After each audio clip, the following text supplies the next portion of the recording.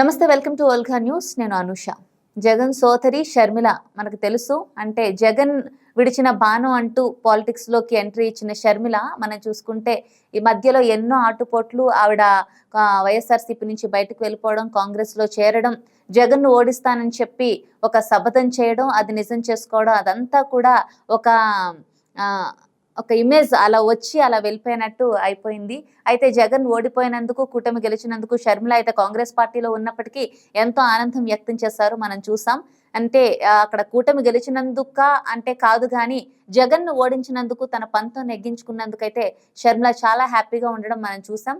ఆవిడ ఓడిపోయినందుకు కూడా ఆవిడ ఫీల్ అవ్వలేదు. సింపుల్ గా చెప్పారు. అంటే నేను ఎక్కువ క్యాంపెయినింగ్ చేయలేదు, మాకు టైం సరిపోలేదు కాబట్టి మేము అక్కడ ఆవిడ ఓడిపోవడం కడపలో అనేది చెప్పి క్లారిటీ కూడా ఇవ్వడం జరిగింది.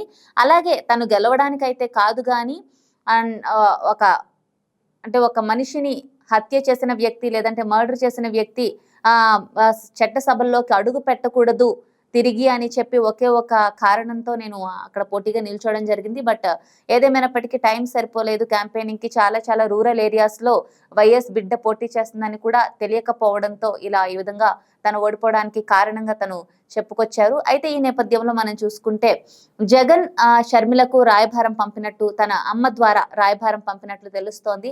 అంటే జగన్ ఓటమి తర్వాత చాలా విషయాలు రియలైజ్ అయ్యారు. అందులో భాగంగా షర్మిల వల్ల కూడా వైఎస్ఆర్సీపీ పార్టీకి చాలా డ్యామేజ్ అయిందన్న విషయాన్ని అయితే ఖచ్చితంగా జగన్ రియలైజ్ అయ్యారనే చెప్పొచ్చు.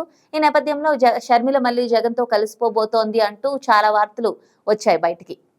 జగన్ తల్లితో రాయభారం పంపారు, మళ్ళీ షర్మిల బ్యాక్ టు వైఎస్ఆర్సీపీ అని చాలా మంది అనుకున్నారు. బట్ ఇక్కడ చూసుకుంటే మొత్తం సీన్ రివర్స్ అయింది. షర్మిల తర్వాత నిన్న ప్రెస్ మీట్ పెట్టడం, అక్కడ తన ఆనందాన్ని వ్యక్తం చేయడం మనం చూసాం. జగన్ ఓడిపోయినందుకు అంటే ప్రజాస్వామ్యం గెలిచింది అంటూ ఆవిడ చెప్పడం, ప్రజలు మంచి తీర్పు ఇచ్చారు, టీడీపీ గెలిచినందుకు కానీ పవన్ కళ్యాణ్ గెలిచినందుకు కానీ ఆవిడ ప్రత్యేక అభినందనలు తెలపడం కూడా మనం చూసాం. అయితే ఈ నేపథ్యంలో జగన్ కే షర్మిల జలకిచ్చినట్లు మనకు తెలుస్తోంది. ఇక్కడ కాంగ్రెస్ ఖాళీగా ఉంది, కావాలంటే నువ్వే కాంగ్రెస్ కి రా అని చెప్పి అన్నకి షర్మిల రాయభారం పంపినట్లు, రివర్స్ రాయభారం పంపినట్లు కూడా మనకు సమాచారం అందుతోంది.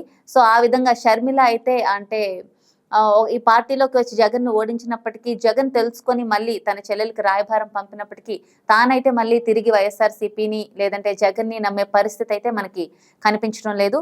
ఈ నేపథ్యంలో షర్మిల కూడా మెయిన్ ఇప్పుడు కాంగ్రెస్ పునర్నిర్మాణంలో కీలక పాత్ర పోషిస్తున్నట్లు తెలుస్తోంది. మనకు తెలుసు, ఎన్నికల ముందు ఏపీ పిసిసి చీఫ్ గా షర్మిలకు అన్ని అధికారాలు ఇవ్వడం జరిగింది కాంగ్రెస్ పార్టీలో. అండ్ షర్మిల అన్ని స్థానాలు, ఏవైతే స్థానాల్లో ఎవరు పోటీ చేయాలో అభ్యర్థులను ఎంపిక చేయడంలో కూడా కాంగ్రెస్ లో కీలక పాత్ర పోషించారు షర్మిల. ఈ అధిష్టానం నుంచి కొన్ని పేర్లు వచ్చినప్పటికీ ఫైనల్ లిస్ట్ అయితే షర్మిల డిసైడ్ చేసినట్లే మనకి సమాచారం. అయితే ఈ నేపథ్యంలో ఇప్పుడు మళ్ళీ ఏవైతే కొన్ని కాంగ్రెస్ పార్టీలో లోటుపాట్లు ఉన్నాయో లేదంటే ఏవైతే కొన్ని వింగ్స్ ఉన్నాయో వాటన్నింటినీ మళ్ళీ పునర్నిర్మాణం దిశగా అడుగులు వేస్తున్నట్లు తెలుస్తోంది. మళ్ళీ ఏపీ కాంగ్రెస్ పార్టీని పునర్నిర్మించి మళ్ళీ పూర్వ వైభవం తెచ్చే దిశగా షర్మిల అడుగులు వేస్తున్నట్లు తెలుస్తోంది. అంటే ఇప్పుడైతే ఈ 2024 టార్గెట్ అయితే జగన్ ను ఓడించడమే ఆవిడ టార్గెట్. బట్ నెక్స్ట్ 2029లో వచ్చిన ఎన్నికల్లో ఖచ్చితంగా కాంగ్రెస్ లో తను ఒక కీలక పాత్ర పోషించాలని చెప్పి, కాంగ్రెస్ ఫ్యూచర్ గా తను ఉండాలని చెప్పి అనుకుంటున్నట్టు మనకి క్లియర్ గా అర్థమవుతుంది. మరి చూడాలి ఏం జరగబోతోందో. ఈ 5 years లో ఏదైనా జరగవచ్చు. ఎందుకంటే చంద్రబాబు వస్తాడని అనుకున్నామా, వచ్చారు.